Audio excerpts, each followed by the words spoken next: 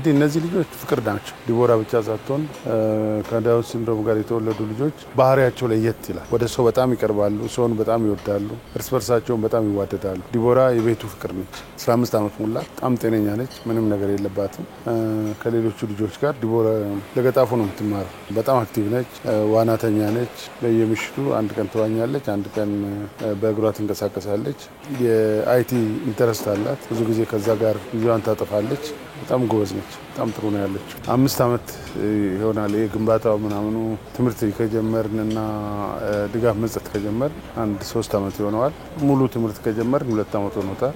መጀመሪያም የተነሳበት ዓላማ ከአእምሮ እድገት ውስንነት ጋር የተወለዱ ልጆችን ከቤት ወጥተው ከልጆች ጋር ተቀላቅለው ቤተሰቦችም ራሳቸውን ችለው መስራት እንዲችሉ ልጆችም ወጥተው ደግሞ ከልጆች ጋር ተቀላቅለው እንዲውሉ ወጥተው ከቤት ውስጥ ውጭ ያለውን ህይወት እንዲያዩ፣ እንዲማሩ፣ መስራት እንዲችሉ ማህበረሰቡም ደግሞ እነዛ ከአእምሮ እድገት ውስንነት ጋር የተወለዱ ልጆችን አክሰፕት ማድረግ እንዲለምድ